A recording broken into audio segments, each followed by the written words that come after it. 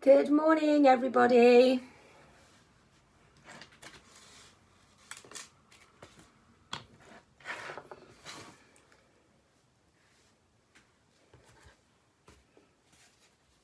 Morning. Make sure you can see properly down there. Fantastic.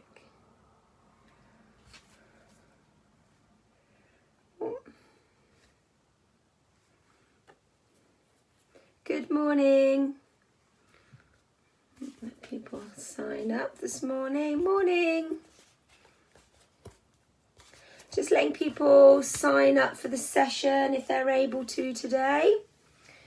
I'll just finish getting together. Morning, Jan. Just finished getting together some of the pieces that we need for today's session, which is Beaded Kumihimo. So I'm very excited to show you this. Let's just get all the bits that we need. No, I haven't. Okay, good morning, everybody. Morning. Who's seen my new YouTube channel? I spent all day yesterday doing it for you all. I enjoyed it, actually. I've been meaning to do it for years and years and years. So strange what you need to happen before you get round to doing some things.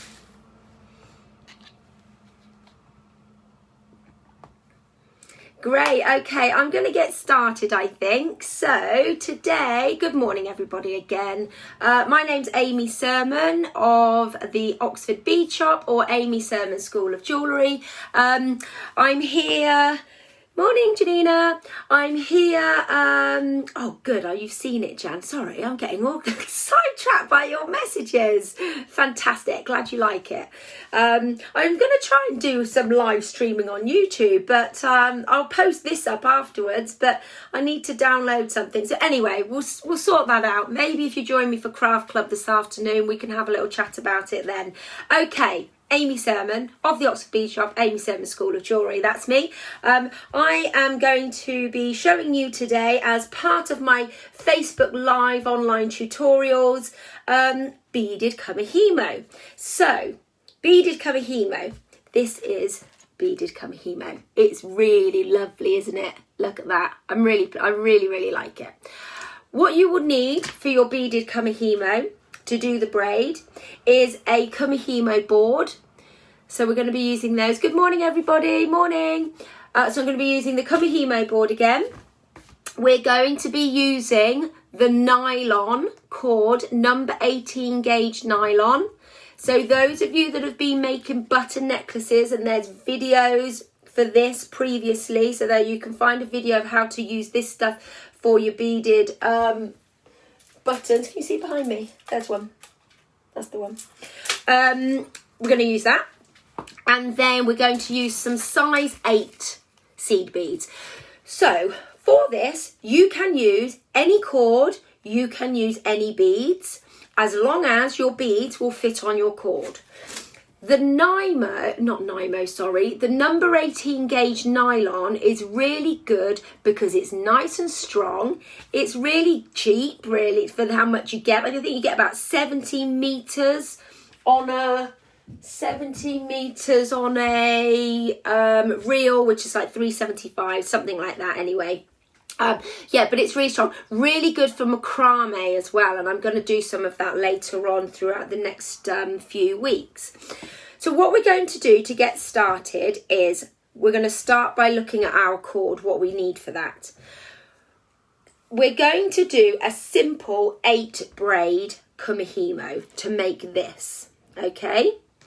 Now I've got 4 lengths of a meter, 4 lengths of a meter of the nylon.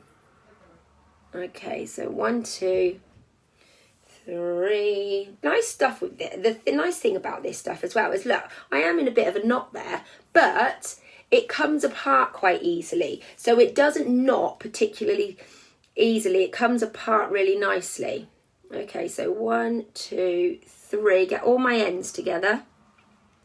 And 4. So for a bracelet size piece, you need 4 lots of 1 metre, which means then for an 8 braid, we'll have 8 lots of 50 centimetres, okay?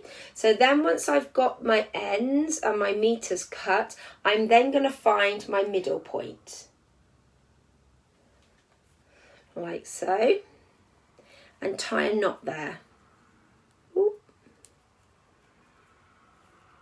Make sure you keep it in the middle. And I'm going to tie a knot there. So hopefully I'll be pretty much bang on in the middle there. Okay, there we go. All right, so that's my middle point. Then we're going to set it up on the board. Here's our Kumihimo board. It's always good to start at the dots, so you know that you're working right on the opposite sides, okay? So I'm going to hold my braid. Ooh, this is when it gets tricky showing, isn't it? So I'm going to hold my braid so my knot is sitting in the middle there. And I'm going to take 2 up this side and pop into there. Now on, when was it we did it? Saturday. Was it Saturday? I think it was Saturday. Saturday afternoon. We had a little craft club meeting on Zoom. Oh no, we didn't. We had a jewellery club meeting on Zoom. We're having a craft club meeting today on Zoom in the afternoon.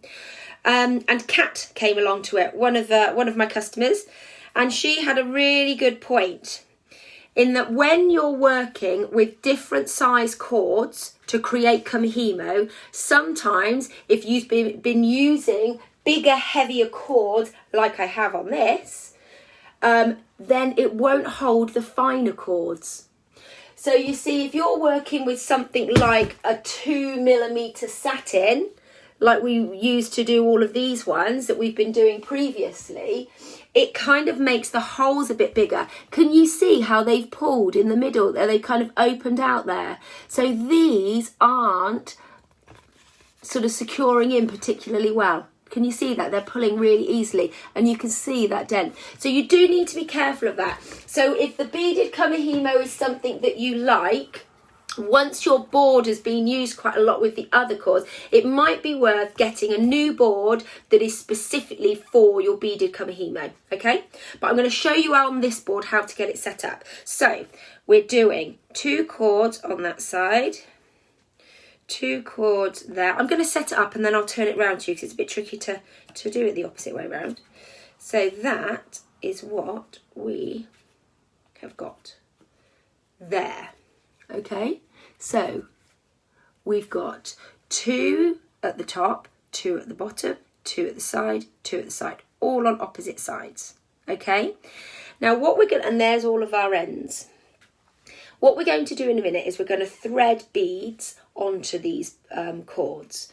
But first, what we're going to do is start this braid off so we get a little section of braided cord without beads on. And the way that we do that is, I'm going to turn myself, let me flip myself around a little bit. This room's way too small for all the stuff I've got in it. That's why I struggle to move a bit sometimes. Okay, so here we go. So what we're going to do, see how it's not gripping? All right, so that would get really annoying if I was having to use this board. Okay, so we're going to take top right to bottom right, bottom left to top left, and turn. You're probably seeing it the other way around. I kind of know my lefts and rights.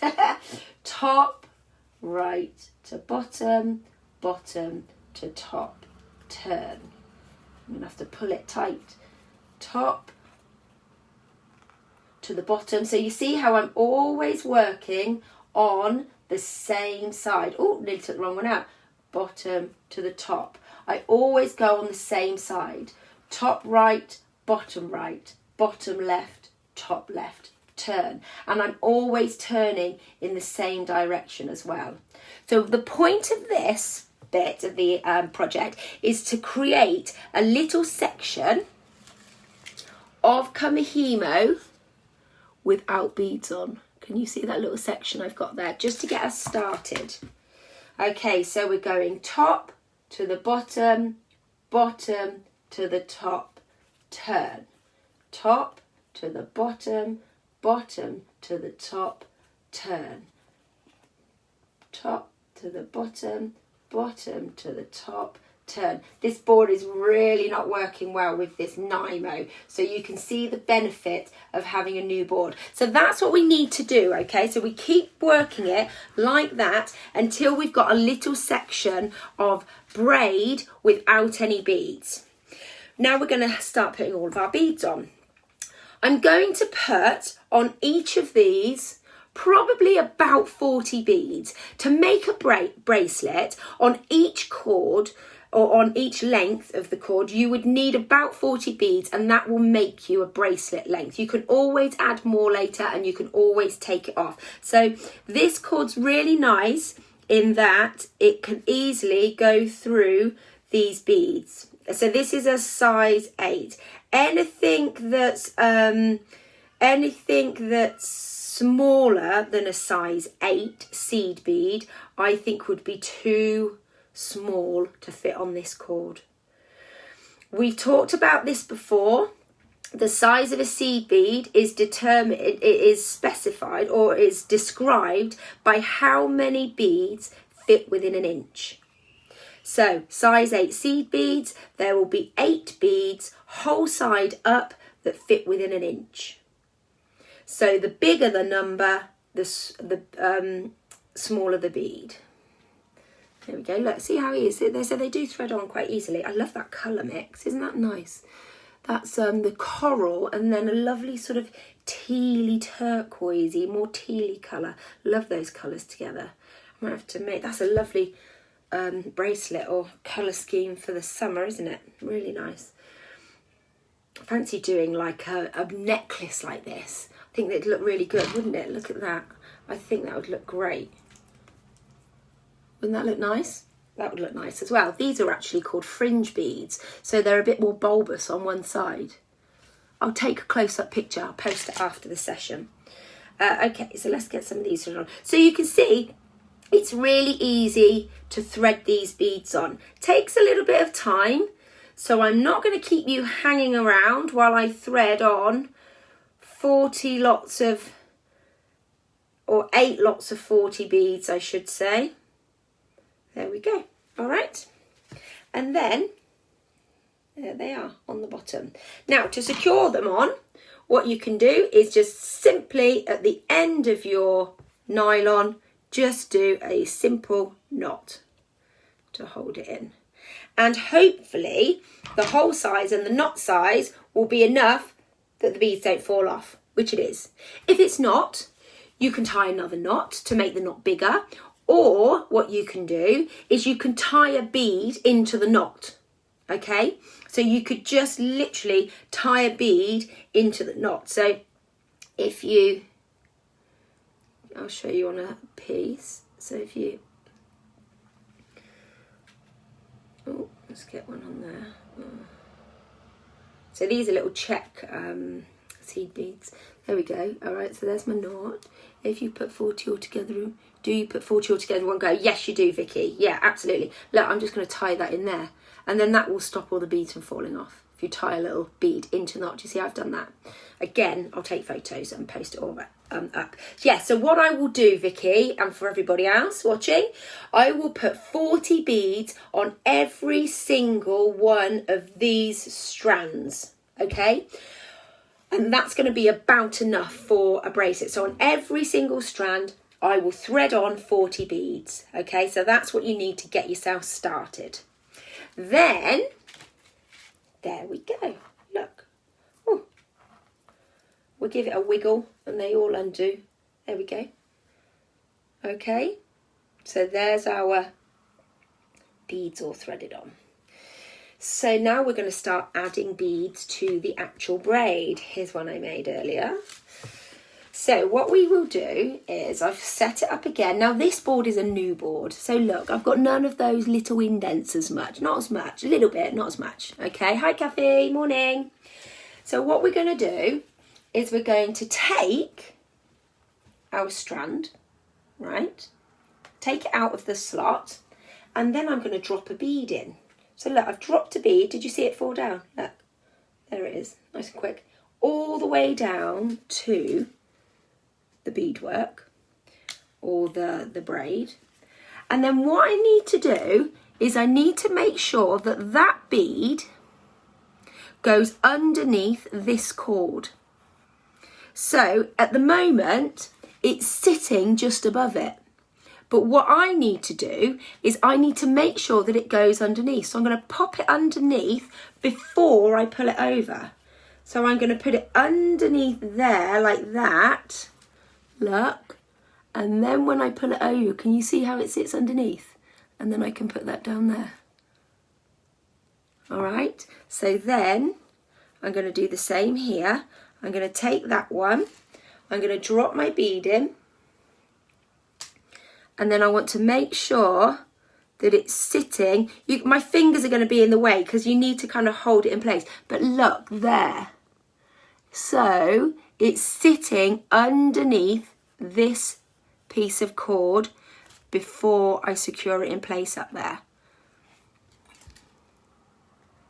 See it underneath. What you don't want to do is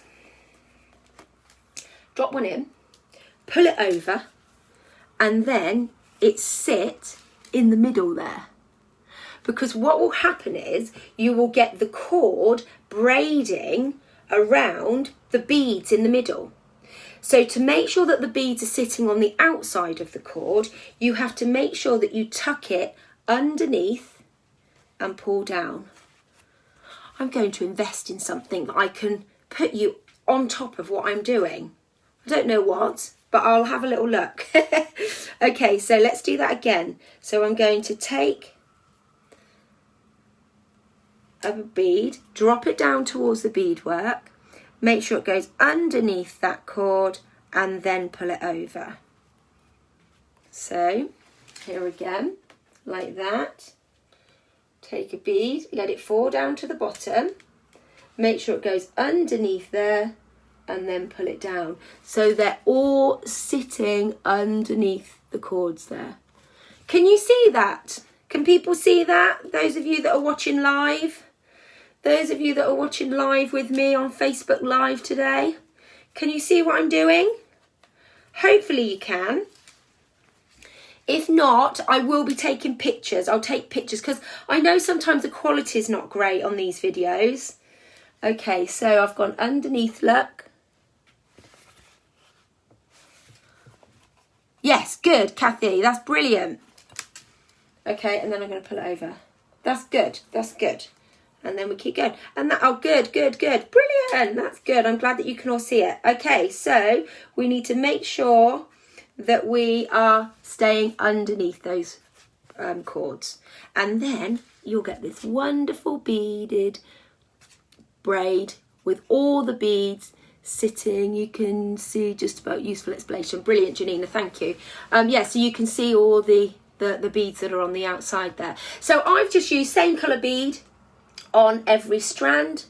What you could do is you could have different coloured beads on opposite sides, and that would create a spiral. Very similar to, ooh, where's the simple one? Very similar to that one. See how it's spiralling? That's obviously without beads. Okay, so some of you have already made some of those. So that's how we do that. I think that's great, isn't it? It's really nice. It's really, really, really nice to do. A little bit more time consuming, obviously, than just doing a straightforward one with the straightforward one, than all the sort of 12 braids as well. But yeah, it works really, really well. Okay. Right, now what you can do as well, if you were making a necklace piece, you can imagine how much, you can keep adding beads, but you can't add any more cord. So you need to make sure that you've got enough cord. So I would say what the sort of guide is that depending on how long you want your necklace to be, you will make your braid, you'll make your cord 3 times the length. Okay, so if you wanted a 18-inch necklace, you'd have to make it 3 times that length to make the necklace length. You can imagine that if you had all these cords hanging down for anything that's bigger than a bracelet, how much you could probably get into a little bit of a pickle with it. And actually, even with these, if you're sat there doing this braiding, crossing over, top, bottom, bottom, top, bottom, bottom, top, keep going. All of this will get caught up. Now you can just run your fingers through it with something this length and it does kind of undo and untangle quite easily. So what we sell in the shop are these little bobbins, plastic bobbins. You could use old cotton reels. You could use all sorts of other things. I mean, anything that you could wrap that cord around and secure it in place would work. These are quite good because what you can do with these is you wrap your cord around. So you would just leave out a little section that you're working on, maybe with a few beads, and then you fold it down like that. See how I did that? So you wrap it round like so, and then you snap it. Look. Snap it into place and it holds it all inside. So then you would have 8 of those dangling. Can't remember how much they are because I forgot to bring them back with me actually, but I'm going to the shop on Saturday, so I can let you know on Saturday. I'm doing a Facebook Live from the shop at 2 p.m, so I can show you them. But they're really handy. They can really make the job a lot easier. And also the other thing that I would do, even if I don't have, so I sell them in packs and then I sell them singly like this, even if I don't use them on the cord, when I finished working for the day, what I will do is with one this side, I will take all pieces, wrap it around, tuck everything in and then close it up, and it just makes sure that it doesn't all get tangled. Okay, it just secures everything there. It's just much easier to then come back to it, holds it all tight so it keeps everything in place.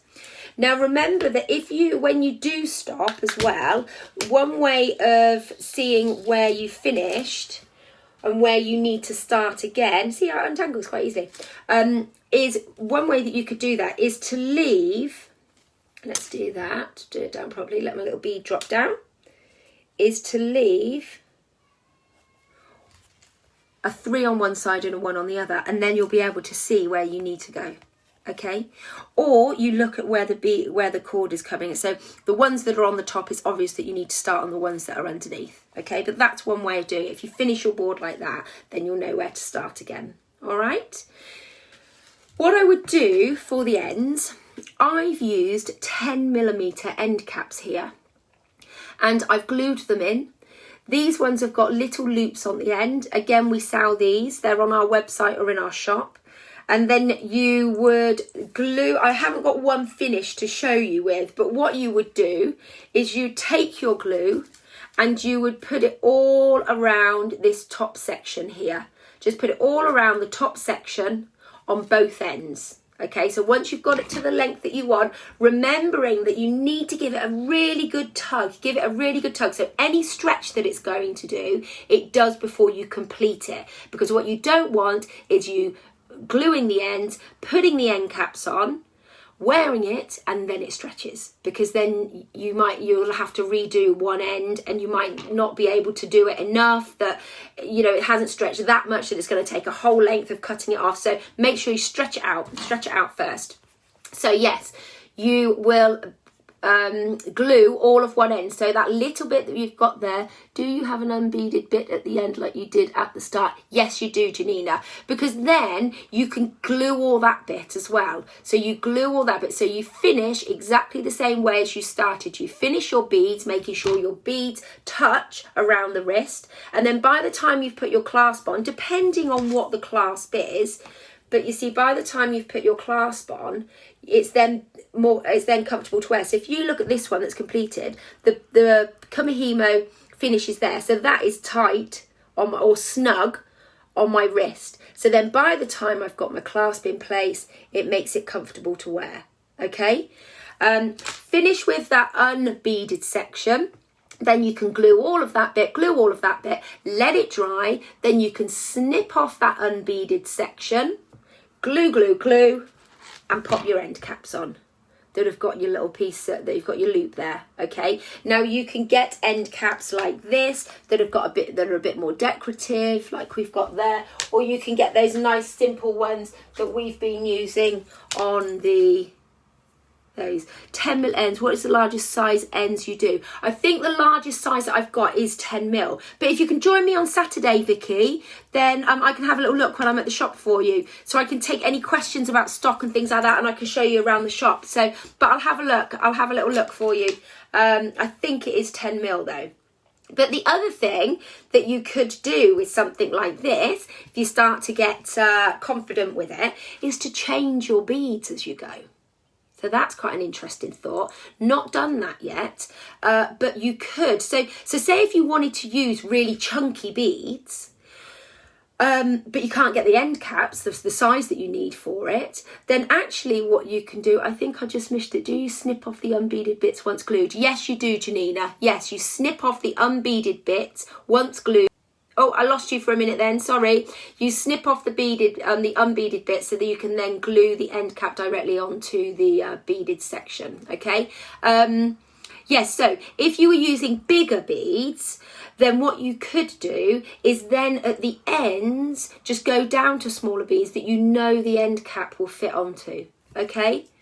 So unbeaded bits at the ends, like we started off, like I talked to you about at the start, and then you glue everything, let it dry, snip the unbeaded section off, and then glue directly onto the beads. And there you go. Beaded Kumihimo, okay? Good. I hope you all enjoyed that. I hope it made sense, and I hope you could see what I was doing. What I might try and do is do a little video so you can see that up close. You know, if I get somebody to hold it up, then Lee, I don't think Jack and Archie would be quite capable, then I can show you like that. So I'm coming on again this afternoon. Hopefully you can come and join me for Craft Club. We're going to do our first Craft Club, which was meant to start at the shop last month. Last Thursday of the month it's going to be. So we can't do it there, so we're going to do it online. We're going to do it on Zoom and see how that goes. So I hope you can join me. Thanks for joining me again today. And if you want to catch up on any of the videos that I've been doing, I've put them all on YouTube. They are all on YouTube. Amy Surman, School of Jewellery YouTube channel. So you can access them there as well. Have a lovely day, everybody. Perfect crafting weather because it's raining outside. So have a lovely day inside in the warm with a cup of tea and a piece of cake making crafts. Take care. Bye.